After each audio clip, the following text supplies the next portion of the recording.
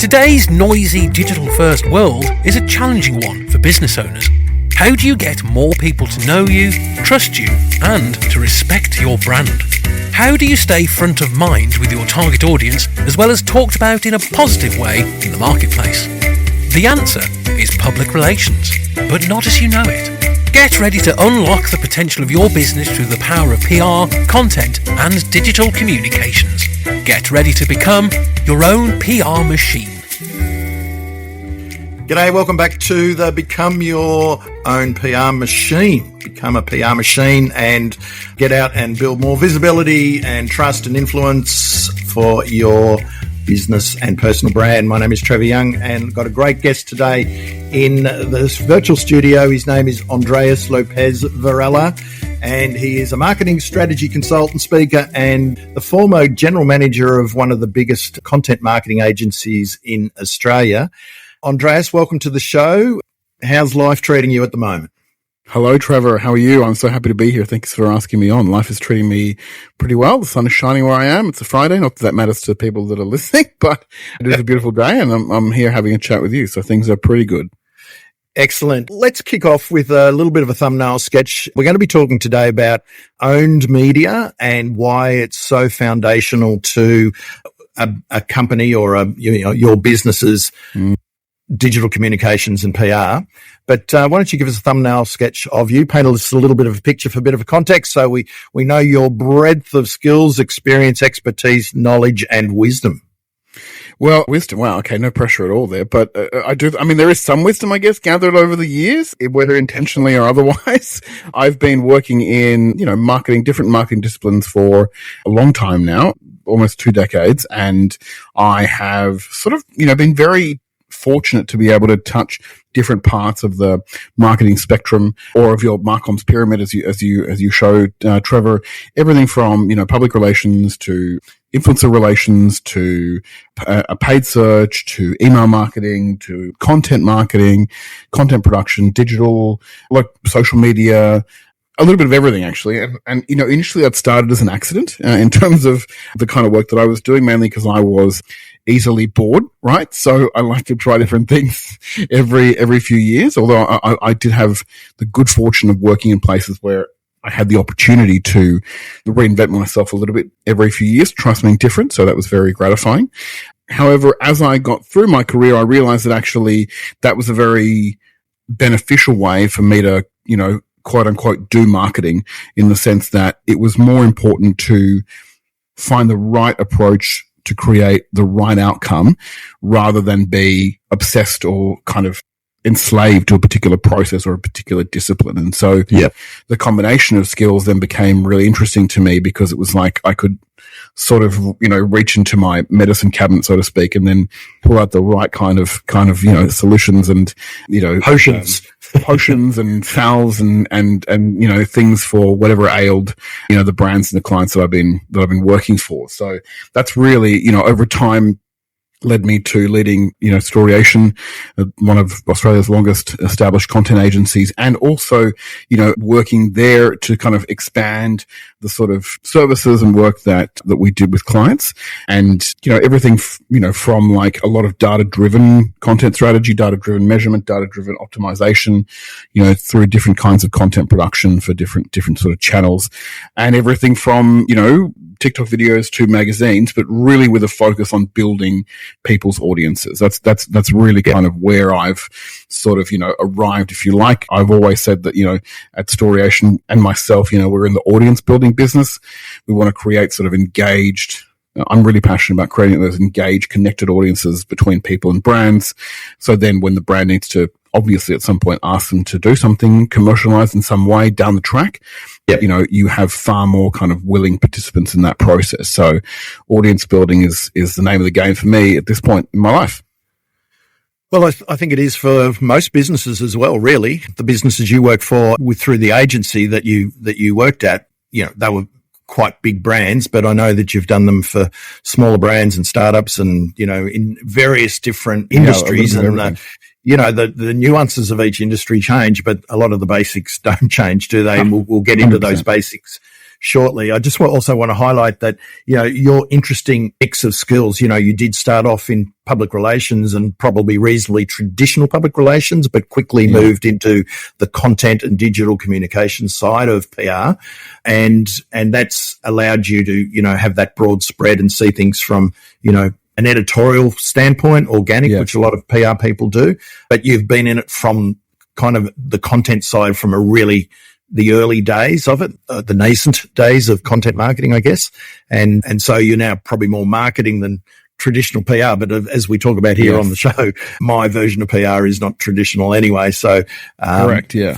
Don't forget whether we're saying marketing or PR at the end of the day is where we're going to be talking about owned media, owning those channels that you own and control, and they're foundational to all your PR content and digital communications, and why that's important and how to go about looking at that and the things to think about. So that's kind of what we're going to cover. We probably will go off on tangents, and I'll try and bring ALV, as he's known in the traps, around the traps back. But let's kick off then, ALV. And I will want to say too that you worked for Tourism Australia, which is one of the biggest tourism brands in the world.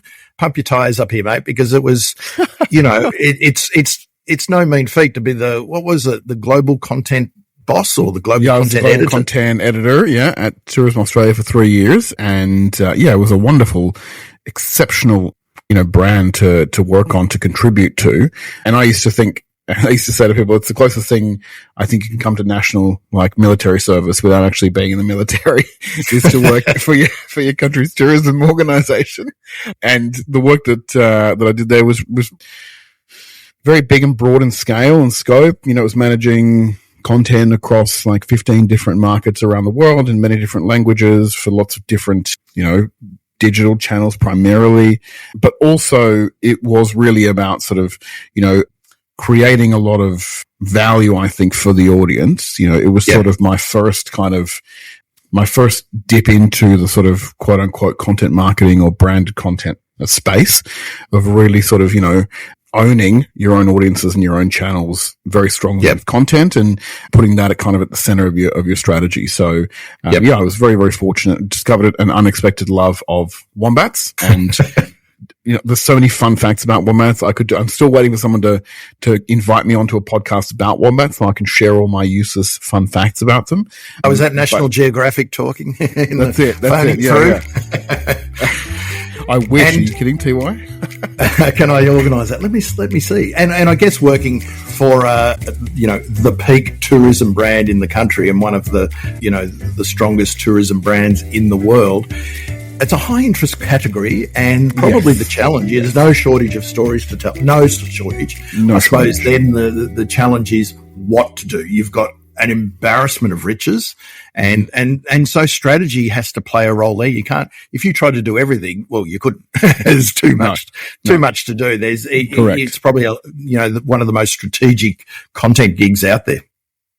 It was certainly, one of the main areas of focus that I had in that role and in those few years was bringing together a more kind of a broader set of data into the consideration for creating content. So data was always, of course, used, but, not just focusing on SEO, for example, looking at what was being said and engaged with and talked about on our social channels, looking at, what we were getting in earned media as well, and a bunch of other different signals, and putting that together with a more editorial focus rather than being, more kind of functional or more sort of SEO driven, actually, leveraging those editorial techniques to create content that, really connected with an audience's, a traveler's need in their planning process before they came to Australia. And editorial is really, I think, something where you put a PR hat on, and public relations has always been about more of an editorial, story-based type of communications. And so that's where, and I think we'll look at this content from a PR lens through a marketing lens shortly. But I want to kick off with talking about, we said it's the foundational role that owned media plays in the PR mix for your business or personal brand, or combination of both. was working with a client yesterday, and it's all been about his personal brand, but he runs a business with 25 staff, and we're quickly morphing into the business brand as well. And those two have to work together. But on this podcast, I talk about, I've had a previous episode, don't ask me which one, I'll put it in the show notes if I remember, about what I call my marketing communications pyramid. And I do refer to it. And this is where we look at, imagine a pyramid, and at the base we have owned media and social media. Start going up that pyramid, and we look at earned media, and then partner media, which is really around sponsorships and partnerships with events and bodies and sports and community groups and other influencers. And then we get into paid media, and then it's more direct communications with your target audience, phone and email and that face-to-face sort of stuff. And we're starting at the base where it's a good place to start. And I guess if I talk to you, why don't you tell me what you think owned media is? Why do you like it? Why is it so important for, someone's running a business to really take ownership of that? I think it's central to the longevity of your brand efforts, of your branding efforts, if you like. And I think that owned media is central because it allows you to create an audience entirely on your own terms. And it, generally speaking, allows you to reach that audience for a comparatively lower amount of money than if you were to do earned outreach and paid outreach only. And so I think owned media is, a really key differentiator for those people or those brands.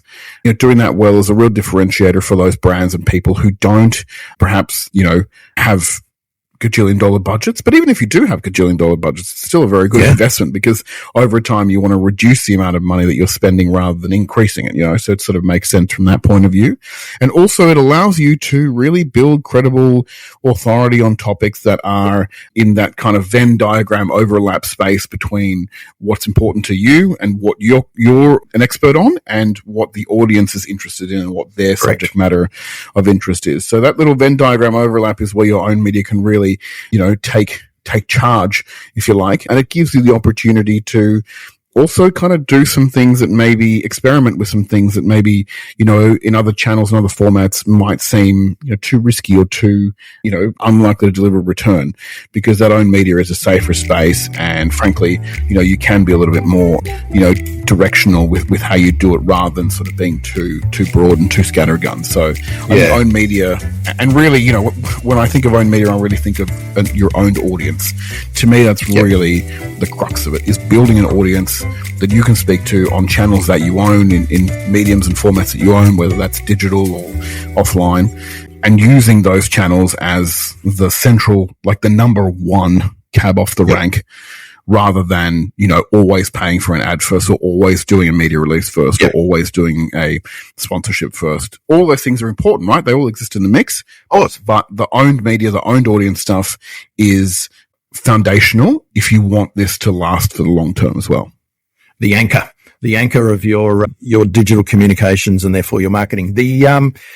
The other part of it, let's get tactical, I guess, for a minute, just so to bring it to life and illustrate. Owned media again is those channels that you own and control. So we're talking about your website, your blog, your email list, as an opt-in subscriber email list, podcast.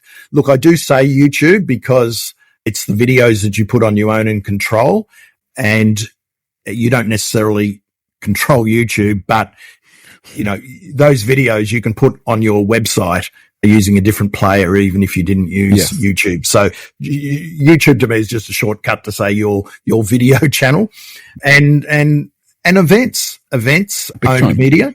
You run and control and own those events. And then I like to talk about premium signature content, which could be an annual research report, or a book. A book.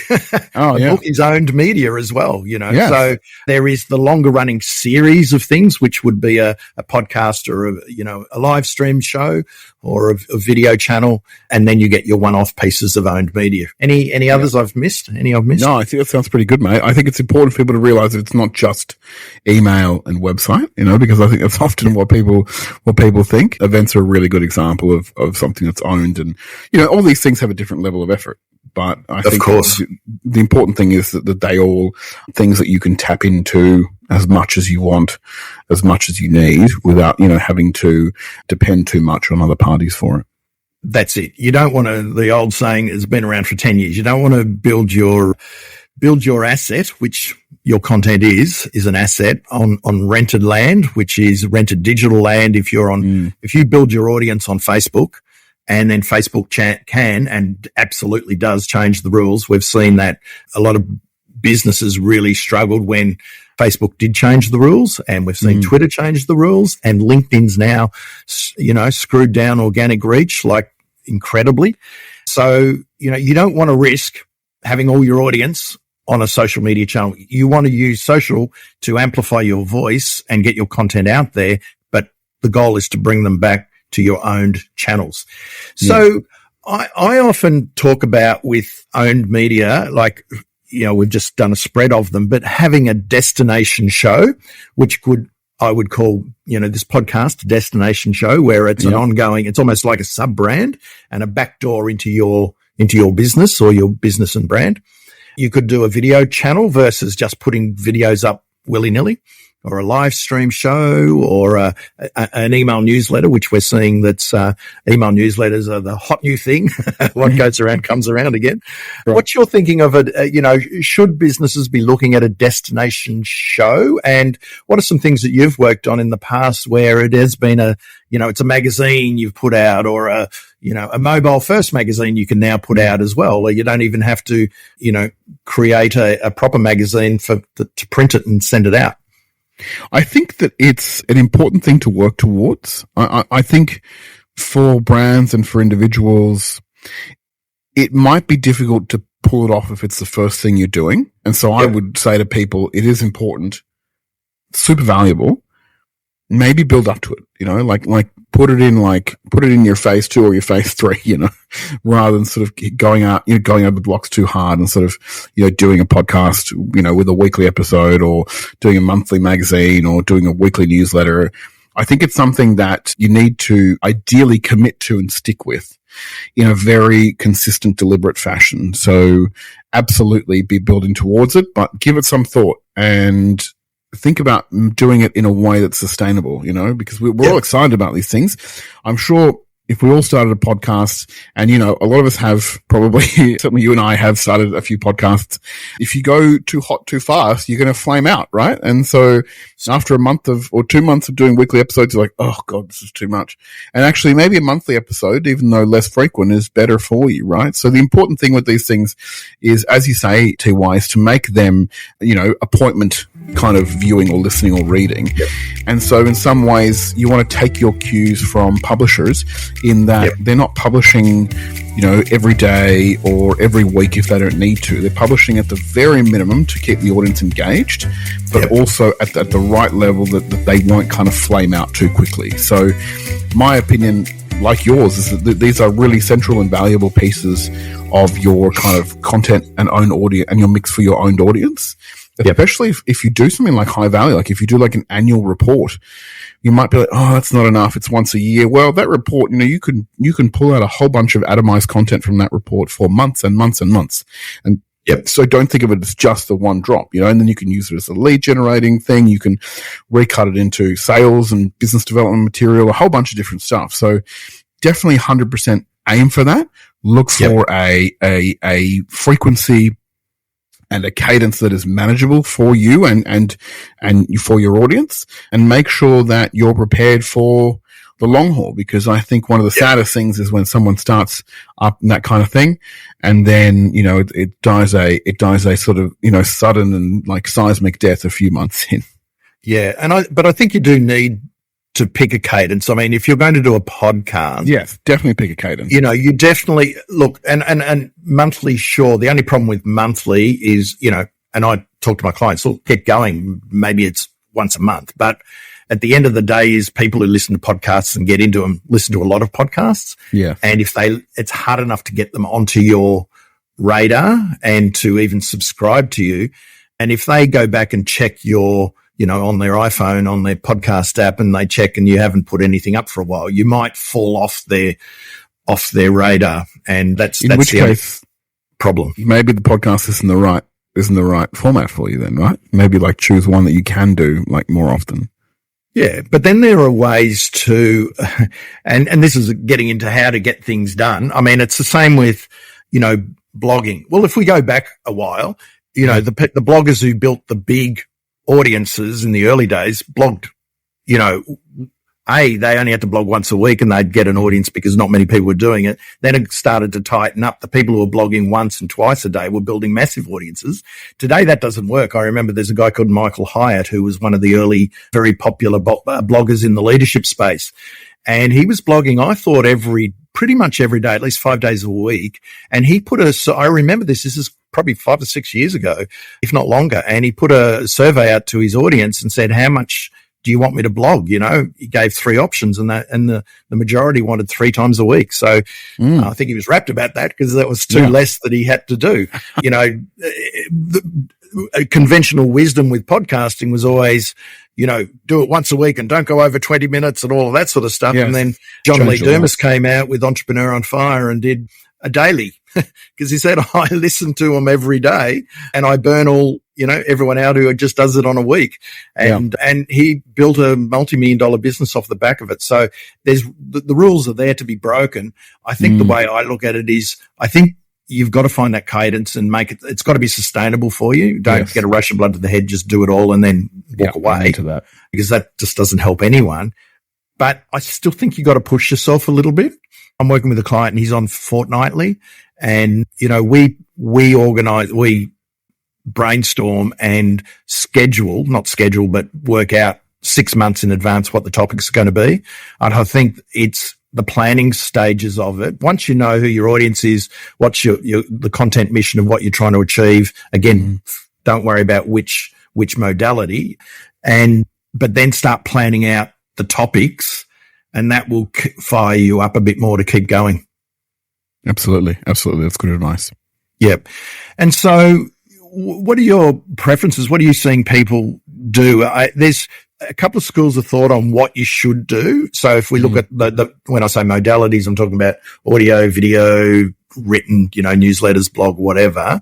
There's 2 ways to look at it. One is what you're used to doing. If you don't like being on camera, don't put yourself through that. If you're a writer, absolutely right. Absolutely. Yeah. And I'm a big believer in that because the passion has got to come through. You got to want to do it. I've had clients who there's no way I'm going to sit down and write. They're going to sit down and write, but they'll talk in front of a camera and they'll do live streams and all of that stuff. And then others who don't want to be in camera, don't want to write, but happy to chat. And so a podcast works. And I think that makes sense. There are the people that say, go where your audience is. Well, when it comes to content, people listen or take in the information different ways. So I think your audience per se is a little bit tougher to nut to crack because they read, they listen, and they watch. So what's your take on that? Your approach to choosing what channels? Yeah, I mean it's a big question. To me, it's like the central question, right? Because I think that you need to be really like deliberate about where you do this stuff because it can suck a lot of time and effort and money to be on, many channels and formats all at once. And so I think it's always better to, be in less places and increase your frequency, right? So if you've got to make a choice, right? You've got to make a choice between being on, say, like 8 different platforms and posting something once a week or being on 4 different platforms and posting 3 times a week. I would 100% always go for less platforms, higher volume. That doesn't mean that you can afford to let your quality slip. Like that still needs to be of course, you need to be very attentive to that. But quality means different things depending on the platform, and I think, I know we're talking mostly about owned media, but the quality of your blog article, which has like a half-life of 2 years, compared with the quality of your, TikTok videos is vastly different, vastly different, And so I think understanding what is fit for purpose in those places is really critical. And I think for those people who are sort of thinking about where should I like plant my flag, I would say to them, be conscious of planting your flag in a place where you feel like, you have a natural connection to the audience. So, that point about going where the audience is correct, but also not every channel then is going to be right for you. To your point, if you're a talker, talk. If you're a writer, write. If you're a singer, sing. Right. And so I think that's an important consideration. And then also remember that there should be an off ramp to your own channels, and that I think in this day and age, it's unreasonable for us to expect, or it's not a good idea for us to always be pushing people to our own channels. Sometimes people just don't want that. They may be engaging with you casually. Give them the opportunity to get value wherever they are, but then give them an opportunity, an option, if you like, for an off ramp into your own channels and to become part of your own audience without making it into a funnel. Because I think, that really is a legacy way of thinking. Yep, I agree. And that's probably the marketing side of things, the funnel. Yeah. And, the whole idea performance marketing. It's the performance marketing side. If I create this type of content and it moves people to the next stage and then into the funnel and down and email nurturing, and that's not what we're talking here. That's the market. We're looking at before that. Yeah. And this is where PR and comms comes into play, is that you build that, get people to know you, like you, respect your brand, getting talked about in a positive way, and staying top of mind with people, which is, the hardest thing to do. I think it's the hardest is to be visible at the right time and in the right 100%. Way. That in a respectful way, visible in a respectful way. Any nutter can be visible. That's right. But being like confidently visible in a way that's valuable, like honestly, like if someone can figure out that formula, then they deserve like a special Nobel Prize for that. And I think that one thing that I sort of get people to start thinking about, and I work mainly with service-based companies and people who have expertise. It's probably more skewed to that than product, but it's although if it's software, a lot of times there's a lot of service and education behind that. So taking that into account. But I think that, having sometimes getting your thoughts and I call them, use the flag in the ground just before I call flag in the ground, that intellectual territory you want to own and be part of and be known for. And, what are those flags in the ground and what do they look like and what is the content you're going to create around those and your perspective, your point of view, the way you want to show up in the world, that side of things. Sometimes it's better to do, you don't necessarily need a blog, but you can do, we'd call them in our business, the cornerstone articles that if someone read that one piece, and it could be a really meaty piece of a few thousand words, they'll really understand who you are, what you're all about. And that I always find that that's a really great place to start for owned media. And there might be a few interlinking articles that cumulatively tell the story, so people are under no misapprehension of who you are and what you're all about. And that helps you with your perspective, your voice, and therefore that can then travel into video. It can travel into audio. It can travel into all sorts of different ways. What's your thinking on something like that? As a starting point. Definitely. This is something that I really actually wanted to emphasize. I think that absolutely that is central to your ability to create an audience that's really pumped and engaged. And I think that to me, it comes back to which, people may have heard of the Hero Hub Hygiene model that originated with YouTube, but is actually, spread more broadly across other channels. And so I'll explain that just briefly in case anyone doesn't know. The idea is that there are three kinds of, content, I guess. I think YouTube describes it as a pyramid, although I'm not sure that it is necessarily a pyramid. Let's go with that description though, where hygiene is at the bottom and then hub is above that and hero is above that. And hygiene content is the sort of always on content designed to pull your audience to you. So, traditionally the stuff that is found via search, regardless of wherever that search is happening, whether it's in Google or on social media or elsewhere. Hub is the stuff that we've been talking about mainly so far today, is the regularly scheduled content that you push out designed for your audience. So hygiene pulls people in when they need certain topics and information. Hub is stuff you push out and say, hey, I think you might need to know about this. And then Hero is the larger scale, the cornerstone pieces, right? The big rocks, the tentpole moments, the things that kind of raise awareness and engage a broader audience. And so I think very much that idea of, like, for example, the cornerstone articles, the annual reports, the, big interviews or whatever, those pieces can give you tremendous value because, yes, they absolutely are a good area to start for people when they're getting to know you and getting to know your brand, but they can also then inform hub and hygiene content. They can trickle down the pyramid to give you exceptional value with your content for your brand, for your product, service, whatever it is, by being broken up into smaller pieces. And then there is one layer that I like to add to that Hero Hub Hygiene model. And, obviously I don't know better than Google does, but I do find that one of the areas it's missing is what I call hello content. And that is, what is that layer, which is almost under hygiene, which is like the first time people encounter your brand. Mm-hmm. What is it that they should learn about you? What is it that they need to know?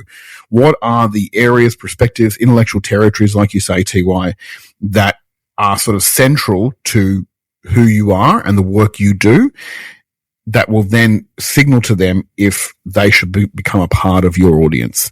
And that hello layer sits, in my opinion, at the bottom of the pyramid beneath hygiene, and then, hub and hero build up from there. That hello content to me. I haven't, because I feel like I'm stealing it from Google. I am kind of stealing it. I like to think of it as an add-on or as a value add to what they do, but it is certainly a really good model, particularly for smaller brands, right? Particularly for challenger brands, particularly for individuals that don't have that sort of name recognition perhaps yet. The hello layer of content, I think, is really critical for owned media. It's really critical to make sure that you can confidently introduce yourself to people in a way that feels genuine and credible and warm and inviting as well. I'm going to pump my tires here because before the Hero Hub Hygiene came out, I was talking about, in a similar way, I was talking about day-to-day presence content, which is that day-to-day stuff just to keep your presence up, your social media, it's just your news, hygiene, your destination show, which is your regular, as you called it, appointment viewing, whether it's your podcast, whatever, which is Hub, and then your premium signature content, which is your Hero. But to be fair, when Google do it, they were doing it very much on video, and their hero content was these big, expensive things. So I wasn't looking anywhere near that. I was trying to always break down for my clients and my audience through the PR Warrior blog of what are these things? Because once you start putting them into, like Hero Hub, to be honest, Hero Hygiene Hero, so I can't even say it, Hygiene Hub and Hero is way better than day-to-day presence content. Yes. Sub-branded media properties and what was the third one? Premium signature content. Seriously, what was I thinking? 3 words. Three word descriptions, 3 of them. You were shooting. At least I still remember the long phrases that I use, but maybe you're the only one. That's the problem. I know. The concept clearly didn't fly, but it's a good way to look at it. It really is. And I think sometimes, maybe you do start off with that article to get your thinking right, or maybe it's blogs that it's, I mean, the whole concept of blogging now is so different than what it was, even 5-10 years ago, where your blog was your online magazine. And when we say a blog, it's, you put an article up every week, and you're a writer and you're almost a columnist. A blog today is also, I think everyone needs it anyway, because it's your hub, your content hub. So you put your podcast there, your videos there, everything. But I guess when I'm talking blogging, I'm talking about writing an article. But maybe you use a thing like medium.com or, LinkedIn newsletters or something to start. It's a really good place to start with your articles, and you start writing articles, not so much to build an audience. That's a nice byproduct, but really to sharpen your thinking. Yeah, I agree. I think it's a good, valuable discipline, especially before you start engaging in any earned media opportunities. Because that's when, that's when you really need to be pretty sharp on what you want to deliver, on the messages you want to deliver. You don't really have as much latitude there to kind of faff around. So definitely. So we're both sort of in alignment in terms of let's get into it. However you get into it, pick one channel and master it, I guess. Pick two channels, maybe? Oh, hang on. One owned media channel and a social media channel. Okay. I'll look at social media separately, but on one owned media channel. As you get better and you master that, you'll definitely, if you say I want to do a podcast, you can just do an audio only podcast, or you can do what I do here and we do a video. So all of a sudden you got video and you can turn, that episode into a newsletter, per episode. Yeah. And really you're hitting all of it. And so that's not as big a deal as it was 5 years ago. Yeah. Today it's easier. So when we say, you want to start building more strategic, what I call strategic omnipresence, which is broadening out into more channels. Yes, it's going to take more time because there are more channels, but the content itself is probably the same across pretty much all the channels. Yes. And today we'll get into AI in a tick in terms of how that's going to help you. So let's put that dotted line when we're talking channels, on the pyramid, my pyramid versus your pyramid. My pyramid, I've got owned and social because they're so locked together. There's so much in alignment because social is going to be stripping out stuff from your owned media channels to put out there and promote and to talk to people and all of that sort of stuff. Do you think people should have just one owned media channel and one social channel? I think it's not as simple as that because I think the nature of these channels has changed so much that you kind of have channels within channels. Instagram is a great example. It's the nature and the purpose of Instagram has changed so much, even over the past since the pandemic, right? It used to be all on Instagram TV and it was about long form viewing there. That died a ignominious and probably necessary death. But from that rose this format that was influenced by TikTok, Reels. Yep. And then also the addition of broadcast channels, in particular in Instagram, is a great example of how you have these channels within channels. So there's a guy I know and who I think is, one of he's a super credible, very knowledgeable guy. His name is Edwin Smith and he is one of the best, I think, organic social people in Australia. He's got a lot of very good and very accurate hot takes.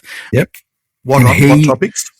On organic social media primarily. He's really sort of like honed in on how to make that work for your audience and your brand. And one of the things that Edwin says, which really provoked a big thought in me, was about, thinking of those formats within channels or channels within channels, right?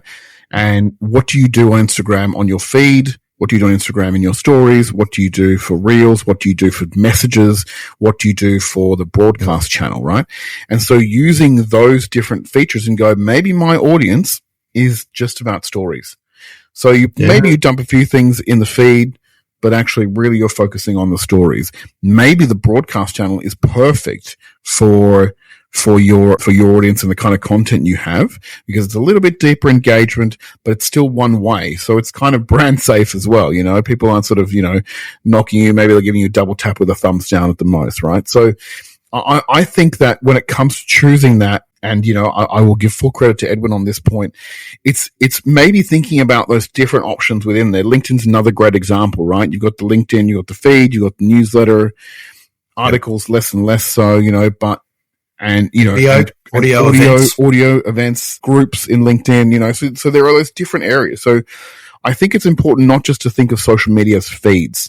And so therefore some of those spaces, I think, and this may certainly rattle the cage, TY, but some of those spaces I think become quasi-owned spaces. For example, if you were to do a group on LinkedIn, if you were to do a broadcast channel on Instagram, for me, that is moving away from the earned nature of social media and the paid nature. And it's it's kind of getting closer to an owned space. So I think thinking about those sub channels aside from your own channels?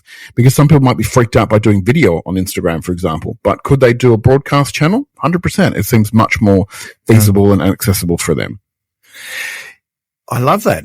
The channels within, well, now you say it, it's obvious, like it's a really great way to look at it. Like it's just, look, usually it's, well, we'll pick Instagram as a channel and maybe we'll skew towards Reels or whatever, but it's Instagram first, not Reels first. So yeah. What a great way to look at that. And just while we're talking, I mean, I like the live stream. I mean, most people won't do live stream because of all the scariness of it.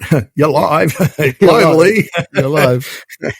And we can go into a minute why that can be actually better for you than not. But I've done it a bit with LinkedIn. I used to use StreamYard to go out to LinkedIn and Facebook, Twitter and everything. Twitter simultaneously, like amazing technology.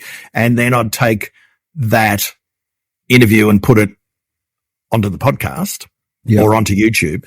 Michelle J. Raymond, who's LinkedIn Pages expert, and she's building a great following. She's from Sydney, and she's got a good podcast. The name of it's just changed recently, I think. So I think it's B2B Growth. Don't quote me on that. But she does a live interview, and then she takes that and puts it onto her podcast. Yeah. Not sure.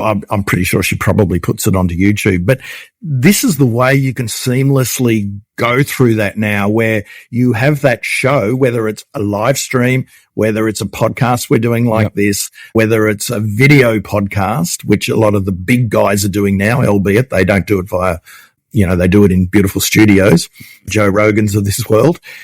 The fact is you take that and can split it into so many different ways is just amazing. And I think that's the way we've got to think. We've got to think multi-channel. I use the BBC analogy. You have your BBC One, which is your main show, and then you have your offshoots, your BBC Parliament, your BBC News, your BBC 1, 2, 3, and 4, and think of it as little satellites going around the main channel. So I think it's really exciting to look at that. When you're talking about, social, like what you're talking about there, the channels within a channel, are you saying that maybe that's a better place to start than doing, so now we've talked about doing a big article first or a number of cornerstone articles that are meaty. Another alternative is to get your writing chops and to hone your voice is to write articles that can then put up on Medium or create a newsletter or just do micro stories on in the feed in LinkedIn, for example. Are you saying that maybe as part of that sort of thinking to get your feet wet, you do stories or reels or, you take it into social media? So I'm thinking aloud here while we're going.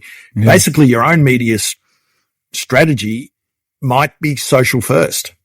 It might be, yeah, because I think the lines between those kind of, let's call them legacy classifications of media are, less and less relevant. Like there are certain places where it's like, obviously, paid search is advertising. Obviously, buying an ad in the paper is advertising. Like there are some areas that are clear. When it comes to digital channels predominantly, I think, that distinction is, maybe it's sort of, it's varying utility, I guess, depending on the channel that you're speaking about. And so I think realistically, the most important thing is, like we said earlier, right, is visibility. That is the number one challenge. Relevant, confident, expert visibility, credible, respectful ways, like you say in all your content, Trevor.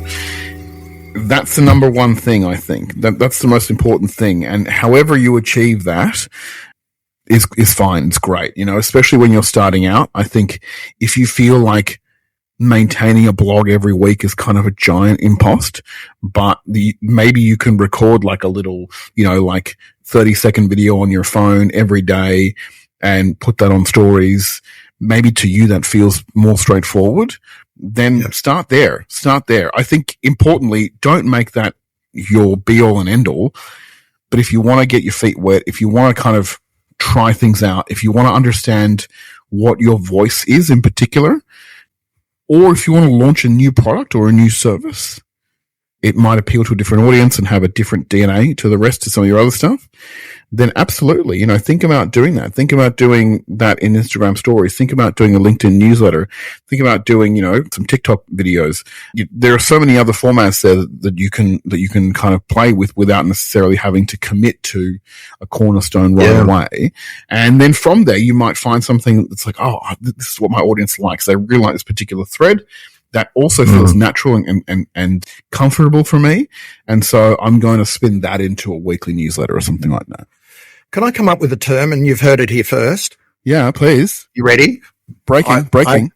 I'm looking for my drumsticks. No drumsticks, no drum roll. Maybe you can put in a sound effect afterwards. Mate, this is pre-owned media. Pre-owned media.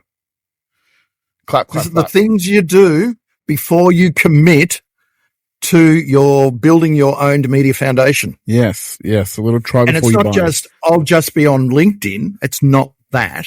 It's not, I'll just be on Facebook or Instagram or TikTok. It's not that. It's getting micro about it. Absolutely being micro, channel within the channel, really looking at things in a different way to build your bona fides, to get you sharpening your message, your story more in bite-sized chunks, and starting to build an audience there, knowing that that's not owned media. Yeah. And, the channel you're on will change the rules, but it doesn't matter because that's not the key thing. It's if you build an audience, that's great. But then it's, like if you've been doing stories and it's really working and you say, hey, well, I'm now going to be doing a podcast or whatever. I'm thinking about this for the podcast. There's already an audience built in. Yeah, that's it. Yeah. This is something that certainly, we would want to do more with larger brands. If larger brands struggle with this, that they feel like they have to go all in. Yeah. They need to just be the best and the most polished and the most accurate, the most loved, just the most, right? Which is often exhausting. Yes, for the audience. And frankly, it's exhausting for the people working on it in the agency as well. But if we could get more brands to be like, hey, let's do a Pinterest pilot for 6 months and let's just post video pins. We're going to do video pins that are like, 10 to 15 seconds. They're inspired by the articles that we know because Pinterest is a search engine. It's not a social media channel. What is stuff people are searching for? We turn those into video pins. Let's say we just do 2 a week for 6 months, simple little animation or whatever video. That's it, right? Unfortunately, big brands feel like they go, that seems a little bit insignificant and like not good enough. Like, let's just do everything. Let's do all the pins. Let's do a pin every day for 6 months of all different types and styles and fashions. And so naturally that's not going to work because you're throwing pasta at the wall and seeing what sticks. And you're not necessarily going to get a very good strike rate. And so why wouldn't you sort of focus your experiment into ideally one or two formats that you think have a better chance of working? I think people with their own personal brands and smaller brands have a leg up on larger brands in those environments 100%. If they focus on individual small things. So go onto Instagram and just do stories, just do your broadcast channel. Go onto LinkedIn, just start a group, just manage that group. Go onto TikTok and just do one video once a day, into your phone. Just do that. You will have a giant advantage over larger brands that are sort of like, and unfortunately also kind of like, muddying the waters with so much content. But you will have an opportunity to be so laser focused that there will be much less competition for you to discover your audience and use it and experiment with it. I love that. And again, laddering up to eventually maybe an own media channel, but you're doing it with confidence and you're doing it in a sustainable way. And look, I'm a great believer that the small player has got a tremendous advantages over the big guys because you can just do stuff. I mean, I was working with one client. I said, look, you guys are so good. There's 3 of you, your stuff. Let's just hit live on Facebook and Twitter and just do ask us anything. They had a reasonably good following and that went for about 2 years. and we did it once a month, and we got someone in to shoot it properly off iPads and iPhones with different angles. But it wasn't a hideous cost at all because of the lo-fi nature of it. Yes. But you try getting that into a big brand. There is no way. There is no way that's going to happen. You need, you just, studio. This is a good idea. Strategically, it makes sense. We've got the wherewithal to do it. Let's pull the trigger. If it doesn't work, it doesn't really matter because we're still adding value and building our audience. So I love that. And yes, don't ever think that just, you're a solopreneur or you're running a small but mighty business, as I like to say, and you can take on the big boys and potentially beat them through that nimbleness and that authenticity and that desire and willingness to take a little bit of a risk, which is not really a risk. I think not taking a risk is actually the risk. But I do like this. That's deep. I'm going to do this pre-owned TM. I like the pre-owned option, which, the way that you've couched that, I think makes a lot of sense. And yes, I've previously thought more articles or, different ways of doing it. But yes, is it a group? Is it just whether it's TikTok or whatever, you're sharpening up your ideas. And it could be something that then you turn off at a certain point, or it could be something that then continues and grows as well. Like, I think sort of being open to that as, without sort of putting all your eggs in that basket, I think is a really good approach. Yeah, it makes a lot of sense. Look, I know it's been a very fruitful and far-reaching topic that we've gone on to, but there's one missing piece we haven't touched on, and you are a guru at it, and I'm talking analytics. Yeah. How important are analytics around all these things, and you can drown in data. And I'm one for looking at what matters, the metrics that matter, and not drowning and not being a slave to data. But there is always that danger that you do. What are the metrics that matter? What's your philosophy when it comes to analytics for owned media, but obviously by default now pre-owned media, which is social?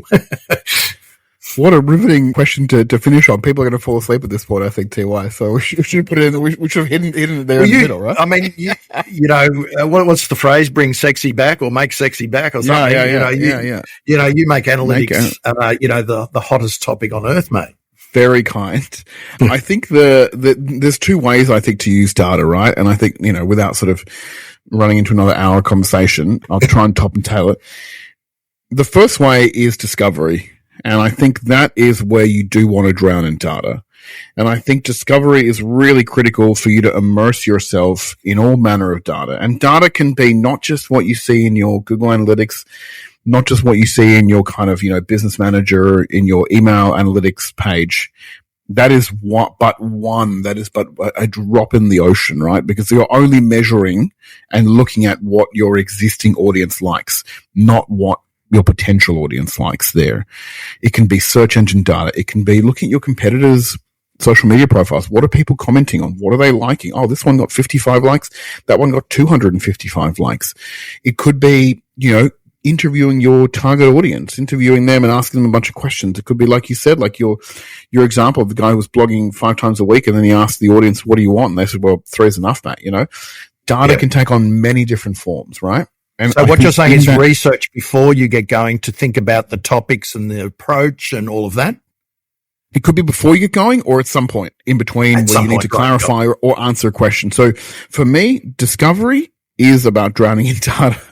And I think, like maybe with like a life preserver and some floaties on just to be safe, but I think you should be embracing a lot of data if you're trying to answer questions, develop strategies, troubleshoot problems, right?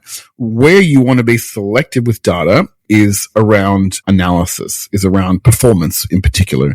That I think really is about going, what are the 4, 5, 6, 8 things that are really important to me as I've identified that they contribute to an overall commercial goal. Because the point of doing content well or being good at marketing is not to be good at marketing. The point of being good at marketing is to be good at business. So at the end of the day, your marketing, your content, your comms, whatever it is, needs to be contributing to your business in some way. So you need to make sure that you have an idea of what that is. If, for example, let's say you're doing a podcast, you got a website and you got a newsletter, right? And those are your own kind of channels. the purpose of those channels is going to be different, right? So podcasts, you're probably going to be looking for things like reach and things like, number of downloads, more kind of those broad, blunt metrics, because naturally it's harder to measure that particular channel and platform in a more, deliberate way. But email, maybe what you're looking for there is how many times, what was the send to open ratio? If I sent it to 100 people, it got opened 80 times. That means people read it less than once. Or did it get opened 160 times? Most people read it at least once, maybe twice. Is it 250? People are reading it almost 3 times. So then those kind of things can then give you an idea as to how your efforts are contributing to your overall commercial outcomes. And that's where you just want to focus on specific metrics that matter, like you say. So I think that you can then take that, because then the metrics that matter can kind of act as like clues, right? Like we used to do at Storyation this activity that I started called a content scorecard, which was I used to call it a monthly blood test, right? So it would not give you every single answer as to what was well or what was wrong with you, but it would give you a set of maybe 12 metrics across multiple channels, and we would see month to month changes, and we would see performance within a range. And then if we saw it go above or below the range, then we were curious about what was happening and we investigated further. Yeah. But if those metrics, those handful of metrics that matter, were within normal ranges, and then we knew that what we were doing was working well. And then when we had a question to answer, a problem to solve, a strategy to develop, we would go into discovery/drowning mode in order to kind of immerse ourselves more in the type of data that might be able to answer those questions. So I know it might seem sort of daunting for people, but I would encourage you to immerse yourself in data in that discovery phase or in that discovery mindset. Which is good for your business anyway, right? To understand your audience. So good. So that's about understanding your audience. Understanding your audience, understanding what's connecting with them, understanding the latent demand, and understanding how you can sort of serve them better in your content. But then the performance stuff is really about focusing in and not spending too much time on it. Look at that. Set yourself a range. Set yourself not even a target. Set yourself a range and be like, if things are in this range, I know that what I'm doing is working well enough. And honestly, if you are a small business owner, if you are a business leader, and this is part of your role, it's not all of your role, then I bet you don't have time to dig into every single piece of content to understand how it works. So if you can see in a range that's working well enough, then you're ahead of the curve. It's kind of like almost building a dashboard for it, really, isn't it? Yeah, exactly. Yeah, and that's what those metrics that matter. And that might also be, look, I've got Australian-only clients, and I like seeing on their podcasts that they've got no audience overseas. Yes. And so how do we do that? Well, we Australianize everything about it. So to repel people we don't need. That's it. While you're doing that, you're actually becoming more attractive to the people you do want. So you just say things like g'day and mate. G'day, mate. The Aussie approach to whatever, That's it. And by then the great thing with that, by the way, is you can start talking about local references and local TV stars and football and stuff, which when you're running something a little bit more global, you got to keep backtracking if you're interviewing someone who's local. So they're just little things to think about, but it's really, I think, an overlay of just part of your content efforts is to keep an eye on things. And you might find, oh, that's interesting. I never saw that coming. And it's the analysis of it, again, without going into analysis paralysis. So maybe we can do a whole episode on data and analytics. And you will say, is that to help people fall asleep? And but it will be a lot of interesting stuff in there. I'm less that way inclined, but I've become a lot more interested in it in the journey. And I do love the discovery and joining dots and going down rabbit holes, but that's just me generally. Well, we can certainly do like an ASMR version episode of this podcast about data and analytics, and that would certainly put people to sleep, I'm sure of it. There might be something in that. Well, I'm going to pull up stumps now. They'll absorb it subconsciously while they're sleeping. Well, you never know. You never know. But, your dulcet tones, my friend, it's a combination between wanting them to listen to you and not lulling them to sleep. But, I'm sure no one's been sleeping over this past hour because there's been some really interesting nuggets there. And it's I wanted to have a freewheeling conversation with you on purpose, because when we chat, there's so many different ways we can approach things. But I think just rounding up that, look, owned media is really important to own and control. And as you say, to build your own audience so you can communicate directly with them. So it negates the need, albeit further down the track, you might need to do some advertising. But really, at the end of the day, you're building an audience, a tribe, a crew of people who are interested in you, your story, your message, what you do, what you stand for, all of that sort of stuff. And that's gold. And that's got to be, you've got to grind that out, and you do it through owned media, you do it through social media, do it through earned media, and then you'll have a paid element to build it up. There's a lot of aspects to it, but if you strip it right back at the end of the day is, how can you build your audience? How can you get them to subscribe to you, whether it's, podcast, newsletter or email or whatever. And how do you build rapport or relationships, deepen the level of connection with those people, which is really what PR is. Who are the people matter the most to the success of your business, and how can you deepen the level of connection you have with them? That is public relations. And everything we've talked about does that. Key points that I've taken out just in final rounding up is pre-owned media, the channels within the channels, which I love. But if you don't want to go launch straight into running a show, a destination show, how can you build up to it? And what are the ways and means of building up? And we discussed some of those. So Andrés, thank you very much, my friend, on spending an hour with us. And I know you're a busy man. And where can people best find you? Where do you want to connect with people?